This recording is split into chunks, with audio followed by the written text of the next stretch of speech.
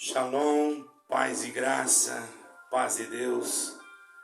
Irmãos, todas as saudações cristãs que vocês conhecem, paz do Senhor Jesus Cristo. Perdoa, irmão, olha como é que eu estou minha garganta, só Deus para me dar força. Não estou com aquela enfermidade, como eu já disse, mas ainda ontem eu fui tomar um pouco gelado e não posso. E a minha garganta ainda não estava boa, mas eu creio que vocês vão entender bem, né? O assunto que me traz aqui, no final eu vou fazer uma oração, não senti. Já orei também, agora há pouco, mas o assunto que me traz aqui é a respeito do amor. Em 12 de aos Romanos, versículo 9, diz assim: amai-vos uns aos outros, aborrecei o mal e apegai-vos ao bem. Esse amor fraternal de nos amarmos uns aos outros, de aborrecer o mal e de nos apegarmos ao bem. Eu não estou com a Bíblia aqui, irmão, mas me veio esse versículo. Em algum lugar diz assim, eu me lembro que eu vi numa tradução, amai-vos cordialmente uns aos outros, aborrecendo o mal e apegando-se ao bem. 12, versículo 9 de Romanos. Tem muitas traduções, mas o fundamento de tudo é este amor, que deve ser o fundamento, a raiz, o alicerce, a base mais sólida da nossa confissão de fé. Porque não estamos falando de um amor carnal, de um amor que simplesmente, irmãos, se diz amor, mas é um amor fingido. Amai-vos uns aos outros.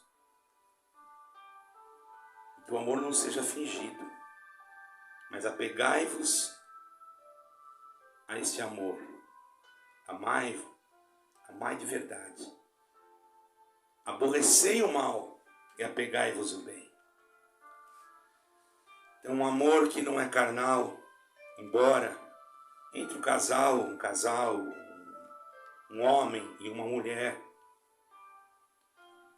e conforme, eu estou falando conforme, irmãos, os ensinamentos da Bíblia Sagrada, dos livros sacros, daquilo que está escrito, fora, irmãos, o amor que nós temos que ter uns pelos outros, que aí é o amor fraternal, né? Mas também existe o amor entre uma esposa, um esposo, os filhos. E tudo isso, irmão, faz parte de um mosaico, vamos dizer assim, de uma mosaico, que quer dizer uma montagem, para não dizer um quebra-cabeça, não é? De um quadro, ficaria melhor assim, de uma pintura de um artista, que sabe muito bem o que ele está desenhando. E cada risquinho daquele que ele dá no quadro, nós olhando de longe não entendemos, porque não faz parte da nossa arte. Mas quando ele termina, nós ficamos maravilhados por ver que inspiração. O amor é muito mais do que isso. Ele nos modela, ele nos monta. Se for preciso, ele nos desmonta e monta de novo. O amor é como aquele vaso na mão do oleiro, irmão. E quando o profeta descia, Deus mandou ele descer à casa do oleiro, salvo erro, Jeremias, não é?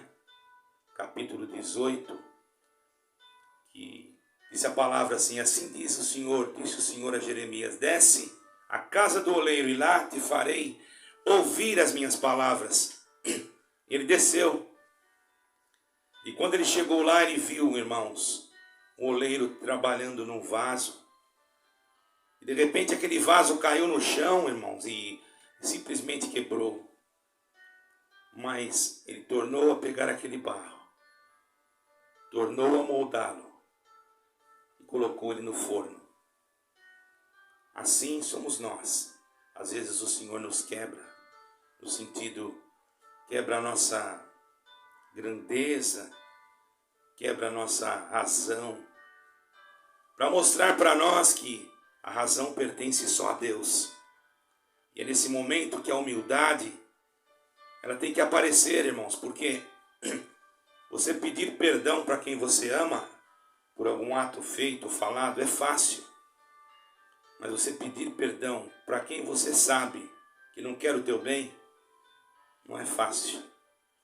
Mas mesmo assim, você tem que demonstrar o amor, para que aquela pessoa que tem uma antipatia por você, ele possa pensar assim: puxa, eu fiz tanto mal para essa pessoa, ele falou para mim umas coisas que realmente eu merecia, e eu falei outras para ele, mas aquilo que eu falei para ele não considerou e ainda veio me pedir perdão por aquilo que eu lhe disse.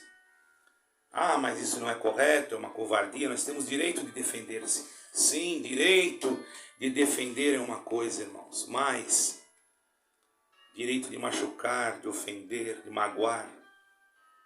Um cristão, por mais que ele queira fazer isso por motivos da sua carne, da sua natureza, do seu sangue, ele deve fugir de todas estas coisas, para que o aperfeiçoamento seja integral na sua vida, que ele possa ter dentro dele uma construção espiritual sendo edificada dentro da sua personalidade, para que um dia ele possa reinar na eternal Jerusalém. É difícil, irmãos, mexer com o sentimento de pessoas, falar com pessoas, e muitas das vezes têm as suas razões, as suas opiniões próprias, formadas, e às vezes ninguém quer dar uma marcha ré. Mas o Senhor Jesus quer que nós entendamos que temos que nos amar. Você que tem a tua esposa, ame-a. Você que tem o teu esposo, ame-o. Eu não estou aqui falando também só no sentido do amor espiritual, o amor material, o amor da afeição, o amor da intimidade, o amor do relacionamento. Que não haja entre os casais segredos, coisas ocultas um do outro. Quando deixamos a casa do nosso Pai, nós que somos cristãos, passamos a ser um numa só carne. O homem também não pode ser machista, egoísta, achar que só ele que tem o direito de expor as suas condições, ou de bater na mesa e dizer que aqui quem manda sou eu. Isso é machismo. Nós temos que considerar aquela que Deus nos preparou como a nossa companheira, nossa amada, e tê-la como um carinho. Logicamente, irmãos, que também temos que compreender a enfermidade do outro. Ou você pensa que você, hoje, com a tua juventude, com a tua robustez, não é? Você vai ser sempre assim. Você se engana, um dia vem a enfermidade, um dia vem a velhice. É natural, é a natureza, irmãos. O tempo passa e as coisas envelhecem, mas o amor não pode envelhecer. Ah, agora ela está doente e não me serve mais. Conheci um casal, irmãos, que ela ficou doente em cima de uma cama, doente, fez uma cirurgia. E intimamente, por causa daquela cirurgia, logicamente que eles não puderam mais ter aquele relacionamento de casal devido à enfermidade. Mas não foi por isso que ele correu em busca de alguma coisa em outro lugar. Ou foi buscar alimentação em um outro restaurante. Ele ficou ali junto com a sua esposa. E olha, ele não podia nem dormir na cama, porque se balançasse a cama, machucava. Ela estava toda cortada, irmãos. Até ela não podia se mexer. Eu conheço esse casal, mas estão vivendo bem até hoje. Ela está boa, graças a Deus. Imagine, seu esposo fez o que tinha que fazer. Agora compete a ela fazer o que ela tem que fazer também. Pode haver erros, ninguém é imperfeito. Pode haver coisas que não devem haver, que vamos fazer, irmãos? Quem somos nós para julgar? Mas cabe a cada um saber o que é certo, o que é errado, o que é arrependimento e o que é misericórdia. Isso já é um contexto que eu não vou entrar aqui para não abrir nenhum tipo de exceção. Jovens, o amor aos pais. O que é amar um pai? Amar um pai é quando ele te ajuda, quando você nasce, você precisa dele, para às vezes sair de madrugada para comprar o pão, trabalhar o dia inteiro para trazer o alimento para casa, muitas das vezes não podendo, devido à enfermidade, vai com chuva, vai com sol, vai se arrastando, principalmente quando ele tem poucos recursos. Mas quando chega a tardezinha, ele vai chegando, às vezes com uma sacolinha na mão, com o leitinho do filho, com aquilo que ele conseguiu para a esposa, porque às vezes a esposa não pode trabalhar fora, porque tem lá o seu filhinho, não tem onde deixar. Hoje existem creches, mas até para deixar numa creche nós temos que saber, irmão, porque está acontecendo tanta coisa no mundo, não é? Hoje há mais uma liberdade para as mulheres, que eu acho muito importante, elas merecem ter essa liberdade financeira, liberdade de trabalho, liberdade de ter, liberdade de ser, não é? E também dar a sua opinião à comunidade. Nós vemos aí grandes mulheres, grandes no sentido que eu quero dizer, não é de altura. Mulheres que ocupam cargos em grandes posições diante da sociedade, até mesmo no meio geopolítico. Em todo lugar existe aquela mulher mais simples, humilde, que limpa lá uma casa, que passa uma roupa. Irmão, ai de nós se não tivesse alguém que limpasse uma casa, que não passasse uma roupa. Ai de nós, que às vezes temos que trabalhar o dia inteiro e chegar à noite cansados. Nós chegamos, vemos tudo limpinho às vezes. E às vezes a mulher trabalha mais do que o homem, que trabalha lá no seu trabalho e ainda chega em casa, tem que trabalhar em casa, não é? Então nós temos que ajudar ou de uma forma ou de outra forma. Porque aqui, tem aqueles que também são enfermos, não tem como ajudar. Mais uma palavra, um amor, chamar de amor, não só chamar da boca para fora, demonstrar o amor, fazer com que esse amor apareça, transpareça, resplandeça. E o que está acabando no meio do povo, irmão, é o verdadeiro amor. Hoje se olha mais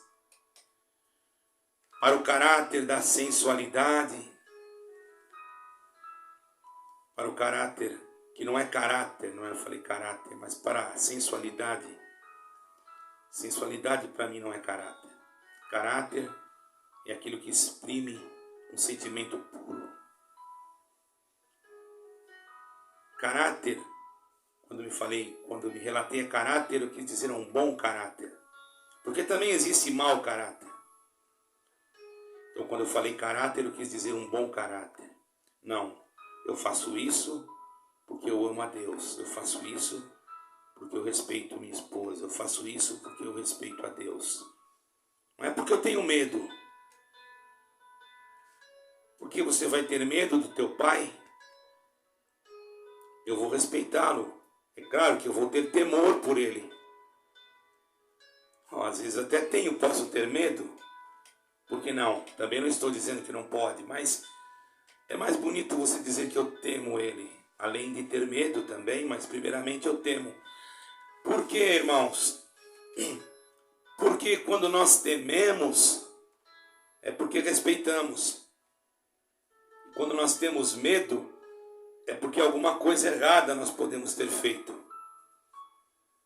Então nós, muitas das vezes, temos as duas partes, porque temos medo porque erramos muito.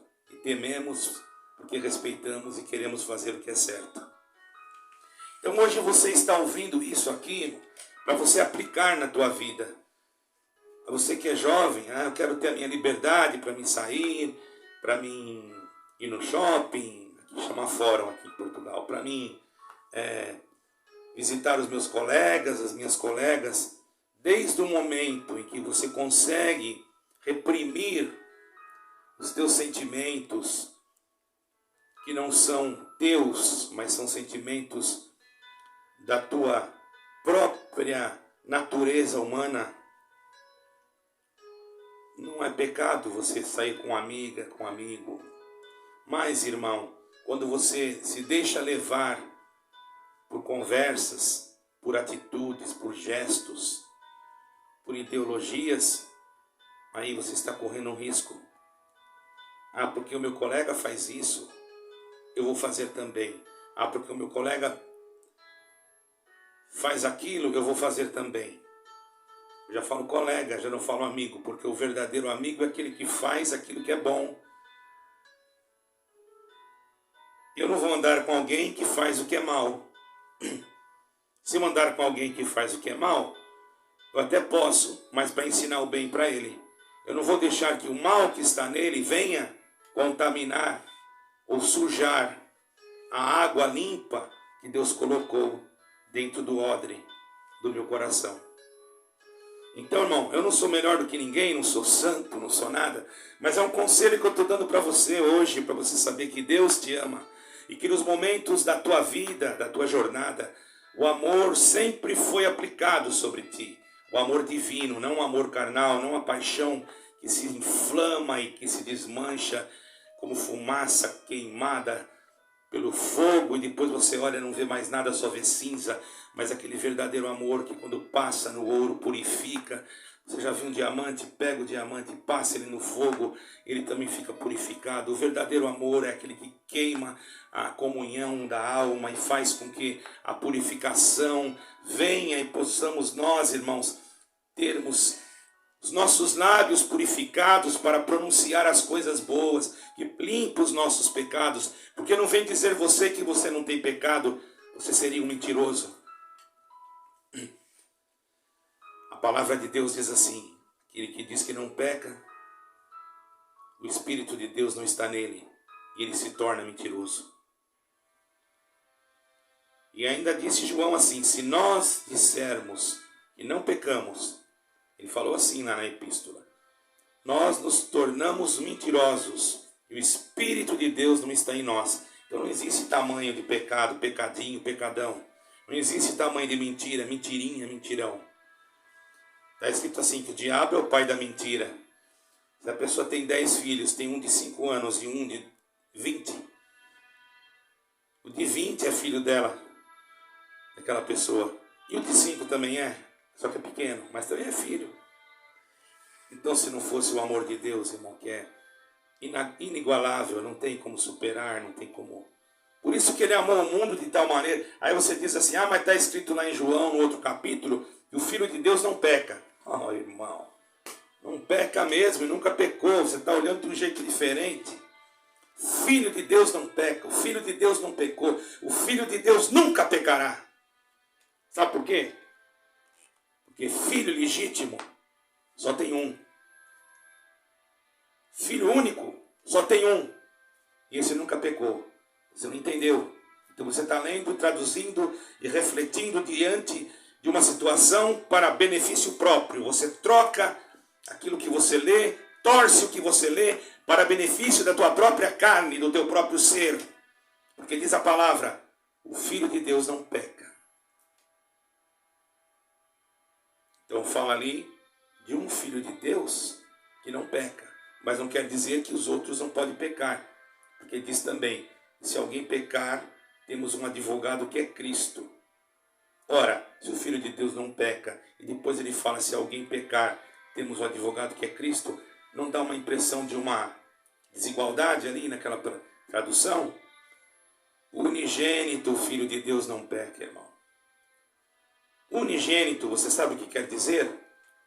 Único.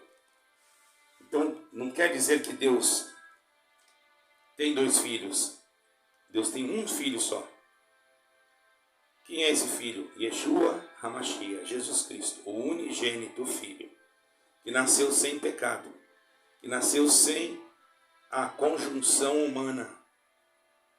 nasceu pela semente do Espírito de Deus, do Espírito Santo. Quando foi anunciado por Gabriel, que deu o anúncio à nossa cara irmã Maria. E ali estava, naquela palavra, a semente da palavra de Deus, do verbo que gerou no ventre daquela mulher e que se fez carne e habitou entre nós.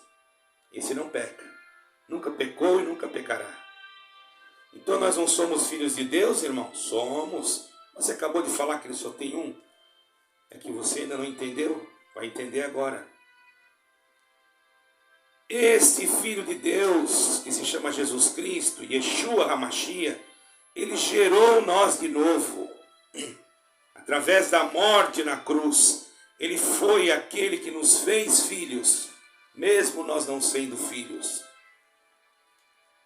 Quando derramando o seu sangue, misturado com água, quando foi lancetado, ali estava já uma gestação sendo feita para que nós pudéssemos ser chamados filhos de Deus, não por mérito, mas pela misericórdia de Yeshua lá na cruz, irmão.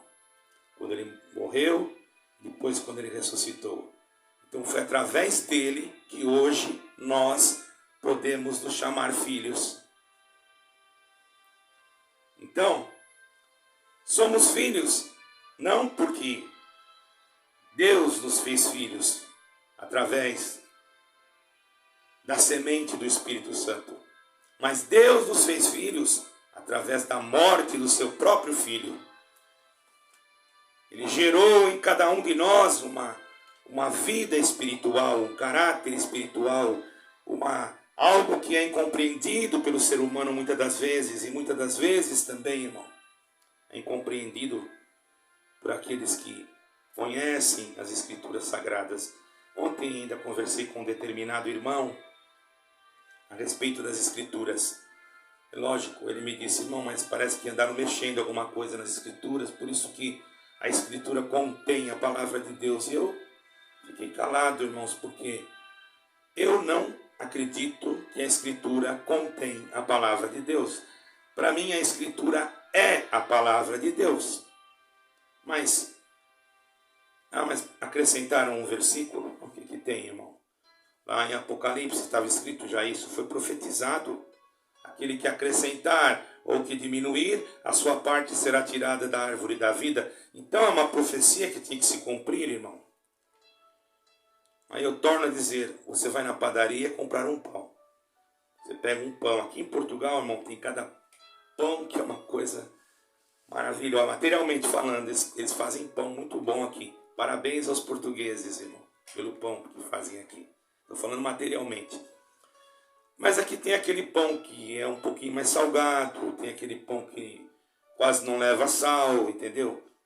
Mas você vai chamar ele do quê? De pão. Não é porque ele tem pouco sal que ele não é pão. Ou não é porque ele é integral que ele não é pão. Ou não é porque ele é feito com farinha, outra farinha, farinha de aqui no Brasil nós chamamos, vou falar que nem aqui, farinha de milho, que ele não é pão, só que é de farinha de milho, mas ele é pão, a mesma coisa.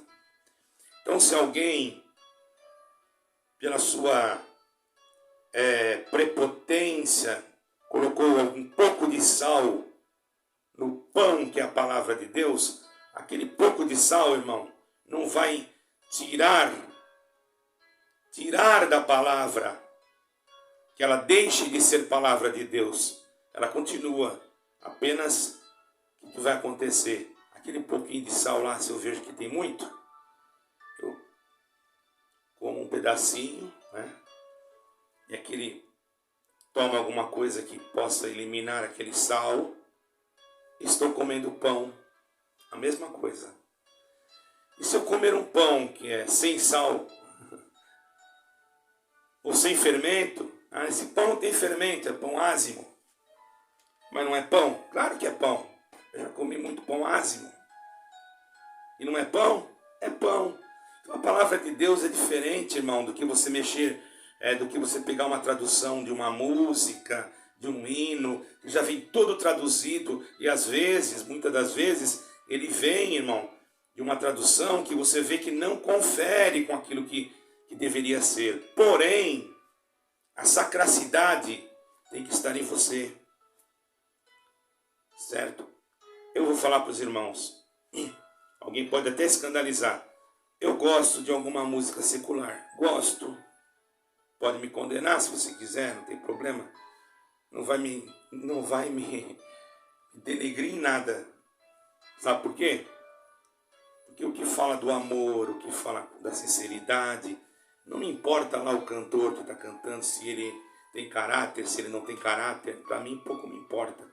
Desde a hora que seja uma coisa pura, uma letra que tenha uma certa definição, que tenha um começo, um meio, um fim, que tenha uma harmonia, uma melodia e um ritmo que pode ser usado, certo, irmãos? Eu canto quando eu sinto, não na igreja, claro, mas na minha casa. Agora não vou cantar outras coisas que eu sei que não tem nada a ver, irmão. Ele tem certas músicas aí que, pelo amor de Deus, não vou falar nome de ninguém aqui. Então, irmão, porque eu aprendi uma coisa, a sacracidade não está no instrumento que você toca.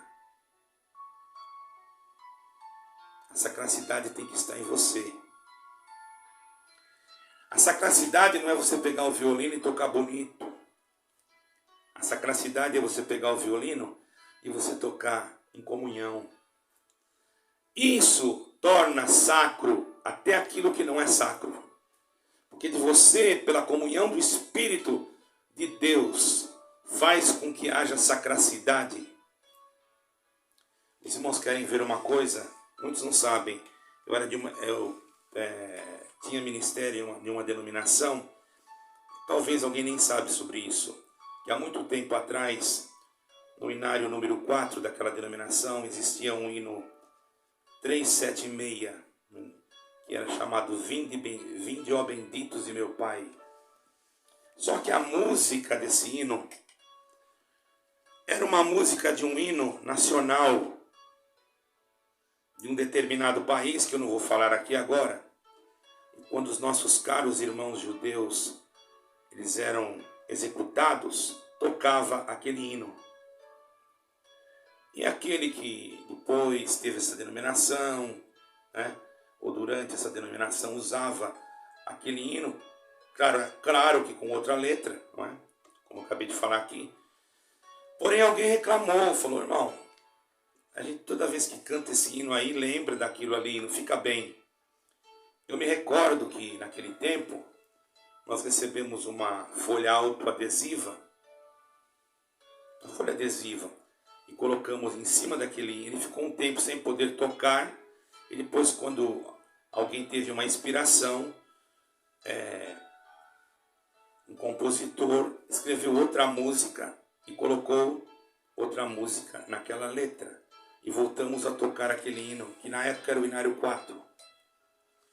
Então nós recebemos, na época não era um hinário novo, nós recebemos uma folhinha adesiva, tirava o adesivo, colava em cima daquele hino, continuávamos cantando o hino, porém com uma outra música.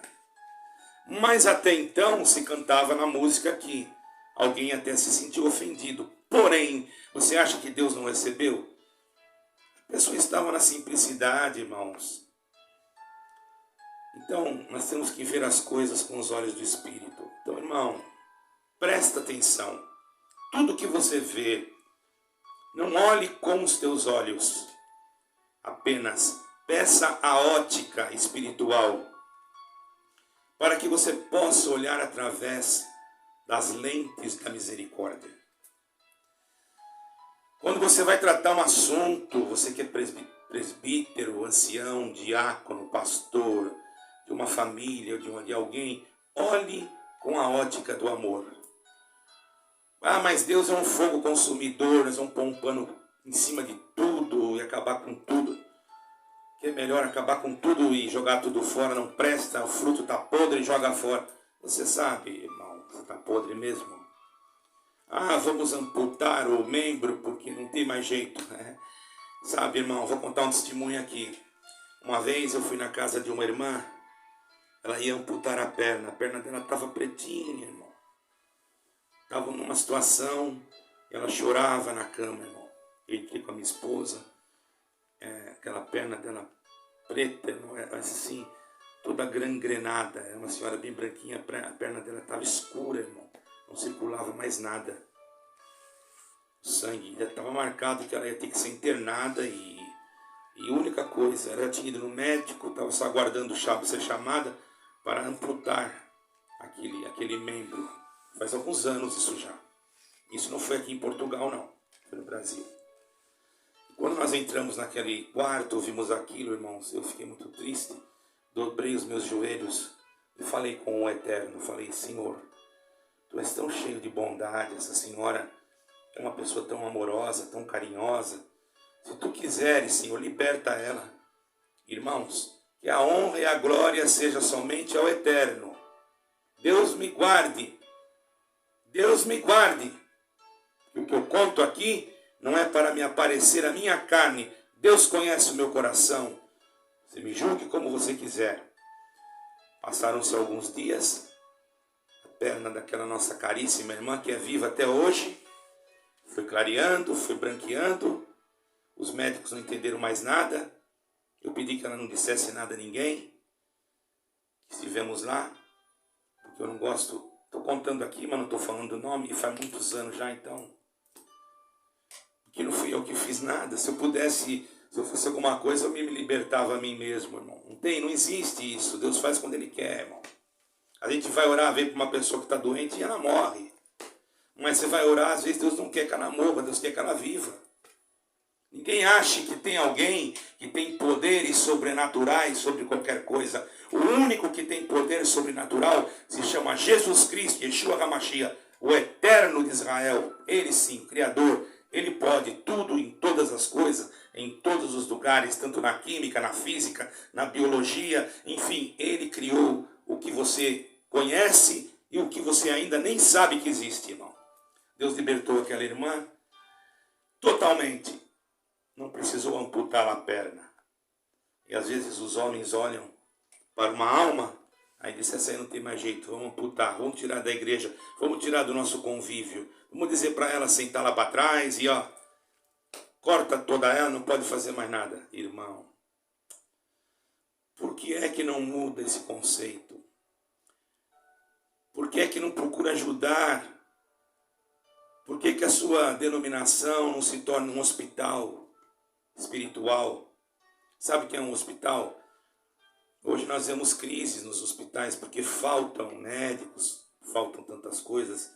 Eles estão sofrendo muito, precisam da nossa oração. Sabe por quê? Porque muitos estão ganhando pouco, outros estão passando até por dificuldades. Não é fácil enfrentar também determinadas enfermidades, irmãos, que são de enfermidades até contagiosas. Vamos pensar nisso também. Vamos orar pelos médicos, pelos governantes, por todos. Não é? Ao invés de ficar reclamando, vamos orar, irmão. E pedir para Deus ajudar. Não é? Então, irmão, nós temos que agir assim. Não é? Temos que agir como um médico, procurar de tudo para um médico que tenha um caráter cristão, um caráter humano, nem falando de religião, mas falando humano. Porque às vezes nós pensamos assim, corta, não incomoda mais. Mas se eu tentar fazer esse tratamento, se eu fazer aquele, será que não vai dar certo? Irmão, ame o teu irmão, procure fazer de tudo para dar certo. Não deixe de saudá-lo porque ele errou em alguma coisa, não deixe de amá-lo porque ele... Não faça isso, irmão, não despreze o teu irmão. Mas eu não sinto comunhão com esse irmão. Você não sente comunhão com esse irmão. E você tem que procurar manter a comunhão com todos. Se ele agir errado ou ele agiu errado, o que você vai fazer? Não é você que vai julgá-lo, não é você que vai absolvê-lo, nem você que pode condená-lo. Usamos de misericórdia. E o restante, irmão, não fica ao teu critério nem ao meu critério. Fica a critério do Senhor. Meus queridos irmãos e irmãs, bom seria que esse vídeo se propagasse, se espalhasse. Se alguma coisa vocês não concordam, vocês têm direito de não concordar. Eu só, como falei, não gosto que me xingue. Porque eu não gosto mesmo, irmão. Eu não xinguei ninguém aqui. Para que vai me xingar, irmão? Pelo amor de Deus. A pessoa não tem... se não tem argumento bíblico para me contestar, não me xingue. Pode dizer, eu não concordo com esse assunto. Tudo bem. Eu fico feliz, irmãos. Eu recebi um comentário aqui de um irmão que falou comigo uma coisa. Ó, irmão, você está muito atrasado, assim. Falou alguma coisa para mim, né? E confesso para os irmãos. Está lá o comentário dele. Sabe o que eu escrevi embaixo?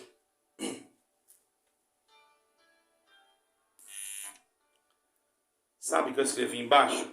Deus abençoe pelo seu comentário. O irmão foi muito educado, irmão. Ele não concordou com o que eu estava falando.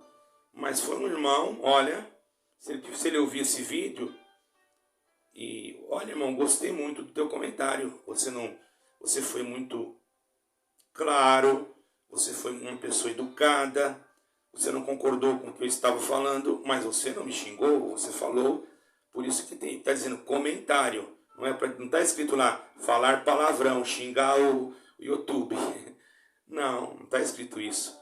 Você é livre, você é democrático, você tem que fazer o que você sente. Então, jovens, amai os vossos pais, não despreze eles não. Irmão, a gente... meu pai fala muito, meu pai é chato, meu pai não sei o quê. E você não falava muito quando você era pequeno também.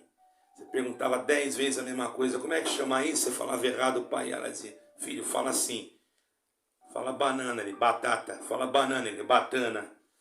Entendeu? Fala laranja, ele falava naranja. Não é naranja, é laranja. Ele, naranja. E o pai tinha que ter paciência.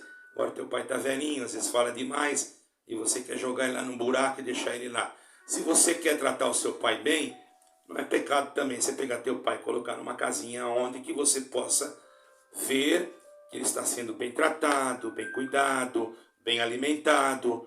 E se você tem condições de colocar na sua casa, porque tem muitos que não têm, que trabalham o dia inteiro, são pobres, né? Mas hoje tem muitos lugares, principalmente aqui em Portugal, que dão assistência total de uma maneira muito boa, irmãos. Parabéns, eu quero dar parabéns às assistentes sociais daqui, parabéns aos que trabalham na área hospitalar, parabéns àqueles que trabalham nos atendimentos da segurança social. Não estou fazendo política, estou falando aqui de Portugal, porque eu estou morando aqui. Aí onde vocês estão, julguem vocês, eu não quero julgar nada, eu não sou juiz, e nem eu não quero julgar aí, nem quero julgar aqui, mas eu estou falando uma realidade. Está difícil também aqui? Está difícil, mas por mais que esteja difícil, nós ainda observamos, irmãos, que eles dão o que eles têm para poder fazer aquilo que até é impossível eles fazerem. Então que Deus os abençoe a todos. Fique com Deus, daqui a pouco mais farei outro vídeo. Fique com a paz e a graça de Jesus Cristo e Shalom entre todos nós. E lembrai, apegai-vos no amor. Amai com todo o teu coração. Deus abençoe e guarde. Shalom, paz de Deus e paz e graça. Amém.